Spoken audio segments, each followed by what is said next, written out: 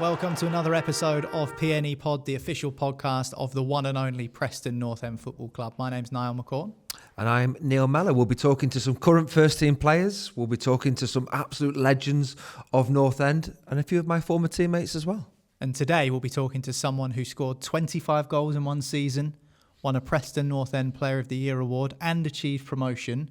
Probably one of the best strikers that North End have had in the last few decades, I'd say. 11th in the all-time North End scorers list. Yeah, he got back-to-back 20, and that's impressive. And it was really interesting to sort of hear him opening up in terms of how we went from scoring sort of 9-10 goals to 20. How hard is that? You've played up front. You've played up front at Deepdale. How difficult is that to score that many goals in one season and then to do it 2 seasons on the spin? Yeah, it's sort of the number that strikers want, but it's very hard to reach that. I think you have to be in an environment where, and with a manager who's getting the most out of you. And I thought Jon was really open and honest about the manager, obviously the impact Moyes had on him, the teammates, what a great team spirit Preston had at that time. So he could flourish, but the team could as well. Went on to become a Premier League player as well. It's a great credit to him. Yeah, absolutely. He scored in some big games for Manchester City, scoring in the Manchester Derby, of course. Not sure he supported City growing up because he was at Manchester United as a kid. But yeah, I mean, some great stories from those days. And one famous story which we did touch on. I suppose we had to touch on, didn't we, really? Yeah, and we'll find out exactly what that story is in this episode of PNE Pod. So without further ado, here's former North End striker, Jon Macken. This doesn't happen too often, Mels. You've got another former North End striker with you on the podcast. A better North End striker than me. I don't know about that. Much better. 70-odd goals for North End for Jon Macken. Welcome to the show, mate. How you doing? Thank you. Pleasure. Yeah, I'm good, thank you. Hang on, how many was it? 70 what? For North End? 70 goals, you mean? How many goals did you score for North End? We're saying 70-odd. How many? I think it was a lot more, but go on, you correct me with that. No, but the funny thing is, players don't remember the numbers. The boys behind the camera must know officially. 74. It was 74. 74. 74. And you rank 11th in the all-time Preston North End goal scorers. Well, you know what? I'm happy about that. That's something to be proud of. I'd like to be in the top 10, but you know what I mean? Obviously, it wasn't to be. But no, that's, you know what I mean? I think when you're a player, you've got to be proud of things, aren't you? And, you know, you've got to try and achieve things and you've got to leave them lasting memories for people. And, you know, hopefully I did a little bit of that with my time at Preston, obviously with the goals. Scored some good ones as well. You got any favourites from your time at Deepdale? Do you know what? I think the City one was a big one for me. You know, obviously it was a good goal. It was probably, you know, the best goal scored, really, looking back at it and how it worked. It's a terrific effort, meanwhile, and a magnificent goal from absolutely nothing by Jonathan Macken. Wonderful. One of the great goals scored by Jonathan Macken. I mean, the only thing I can add to that, Ali, is it was a pleasure to be here to see it, because that is pure brilliance from Jonathan Macken. We know he's been in form, but this kind of form, that's sublime. That really is. Worked out winning the game as well, but it was a big game. It was a massive game personally as well. You know, I had a lot of friends and family there at the time, and the ground was full. City were flying, and it was just one of them moments, you know, you treasure and you look back on and you think, yeah, you know, I really enjoyed that. You must have enjoyed the scruffy ones as well. I did. Ate your backside and got in or whatever. Well, do you know when you're coaching now, or you're trying to give a bit of advice, and I always say it about, you know, you're scoring from outside the box and you're scoring them wonder goals, them tapping sometimes, you know, they're the best ones, and especially when you're going through a little bit of a rough patch. And you're going through a rough patch, and you know you just can't get them chance, and everything you hit, the keeper's making worldy saves from him, and then a little tapping comes along, and you back off, you're back running again, and they're the best ones. They're the ones that you really treasure a lot. You know, when you're not scored for 4, 5, 6 games, and one just pops up there, all you've got to do is tap it in. They're the ones. Before you go back to the start, I want to ask you, how many of them 74 would VAR have disallowed? How many of them have you claimed and you're thinking, God, I'm not even sure I touched that? I claimed a couple. I was thinking, why not have got that one? Do you know what? I think there was definitely one, and it was, I I think it was at home, and it was in one of the cups at the time. I'm sure, I can't remember who played. It might have been Grimsby or Wrexham or someone like that. I'm not too sure. You'll probably correct me in a minute because you've got it all there. Got it written down here. Yeah. But it came across, and I think it was my first year, or it was my first or second year anyway. And it come across, and I thought I just got in front of him, but the defender was going, "No way, you got a touch on that, no way." I think he was trying to claim an own goal, but at the end of the day, I claimed it, got it, it was given to me. So once again, they're nice, aren't they, as well, you know? Yeah. We always hear this about strikers. Do all goals feel the same? You can't tell me that a 2-yard scruffy tap-in feels as good as a 30-yarder into the top For corner. me, it was dependent on the moment of the game. Yeah. If you're scoring the winning goal, Yeah, don't care how that goes. Yeah, no, it's unbelievable.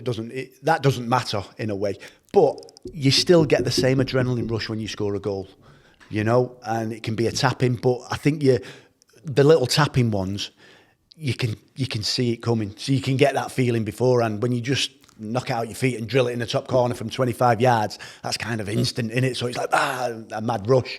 When the little taps and you know you've got an open net, you can feel it coming, so you're tapping it in and you're running off celebrating. So that's a little bit different, I suppose. But every goal was special, you know, because it's a career you're trying to make for yourself, and when you're making that, when you're trying to make that career, you're trying to create them moments for yourself as well. So you know every goal is special, and it's easy saying it when you've finished in it, when you've retired. But for me, looking back now, I treasure every single one of them. Were you on a goal bonus?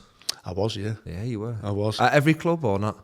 Yeah, I was actually. Yeah, I was. We don't have to go into numbers. I was on at every club except Wigan. The Wigan chairman wouldn't allow me to have it. He was like, "You're not having it. That's your job to score goals." Do you know what? I think I don't know whether I was at Man City or not. I think I was, but I'm sure it was trying negotiating at the time that no, that's your job. You know you've got to go and try and score goals for the team. But I think at the time, I believe in them bonuses. I really do. I think it gives you that little incentive a little bit more. And I suppose from the outside in, you're looking at it and you're going, well, you're playing for the club, you're getting a wage, you're earning this. But a lot of businesses give bonus incentives, don't they? And for me, that it massively helped as a player, knowing you had them little incentives to go and earn a little bit more, to go and get them rewards, you know, your 10, your 15, your 20 goals a season. Now, the North End fans listening won't be able to see this, but Mel's, in doing his research, managed to dig up this absolute beauty, which is a playing card of you, a trading card I've signed of a few young Jon Macken from 1996. Look at that. So what are you, about 16 there? Something like that? 16. It's a belting photo of you as a youngster. When you look at a photo like that, what sort of memories does that bring back? Do you know what? I had fantastic times at Manchester United. I think I suppose what many people don't realise is there's a lot of pressure when you're that age, because you go into a club like Manchester United, which I went to. You're trying to break through. You're trying to give yourself, I suppose, a foothold in the profession that you want to, because at 14, 15, if you're doing well, everyone thinks you're going to go and be a professional football player. It doesn't work like that.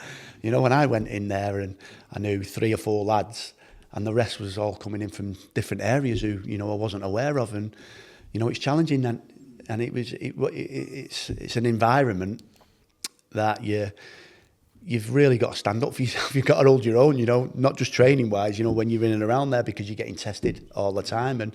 But that picture just reminds me of great times, you know, great times training. I think that was at Littleton Road, training and trying to get back to go and watch the back end of the first team's training session. We'll have to post that picture at some point so people can see it, the ones that are listening to it. to leave Manchester United, because we actually spoke to the current Preston boss, Paul Heckingbottom, and he was released from Man United. He was with me at United, yeah, he was a year older than me.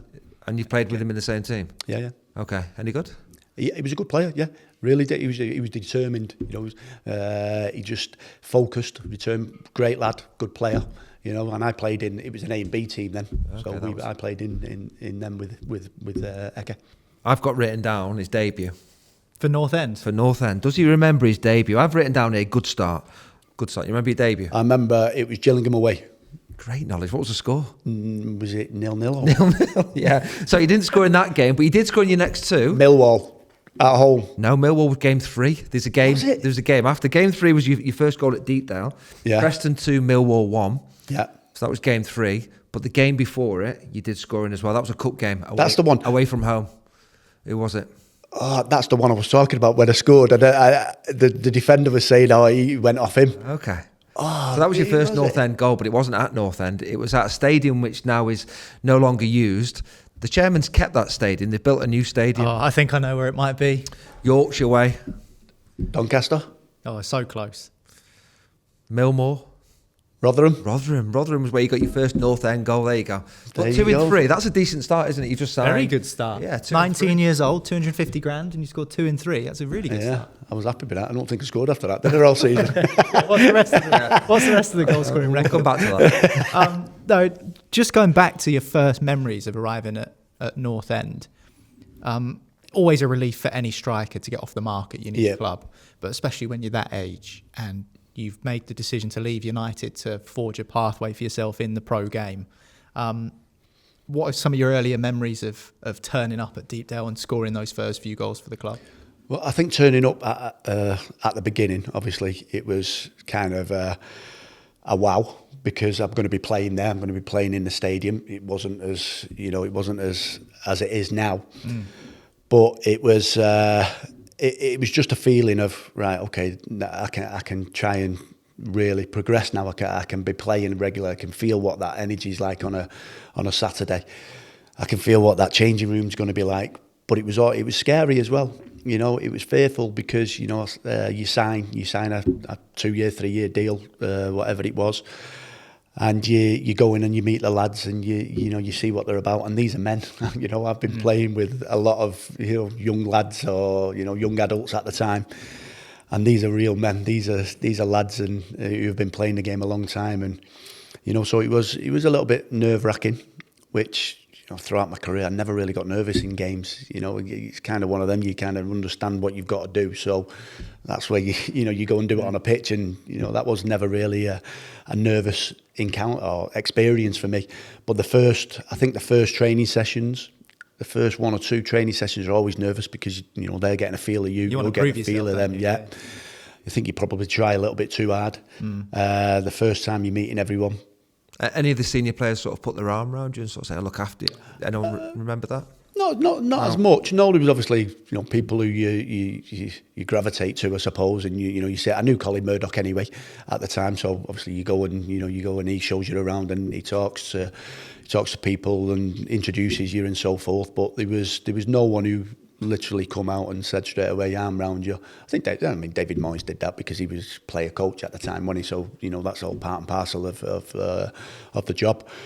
But I think you kind of not thrown in at the deep end. That's probably the wrong word. But there's the changing rooms. Here's your kit. Right, this is how you're getting changed. Then you have to take your kit home to wash it, which was a new experience. Getting changed in the actual dressing room, going to a training facility, and coming back and doing all things like that. It was all brand new, so it's all getting used to it. I mean, when you go to different football clubs, the hardest part, I always say it all the time, and this might sound stupid to some people, but it's do you push or do you pull the doors? You don't know what you're doing. When you first walk in, you're not sure what you're actually doing, so you're just getting a feel for it and everything, and that sometimes they're the most difficult things. Scored. Preston take the lead, and that's exactly what it means to Neil Mellor to score in the West Lancashire derby.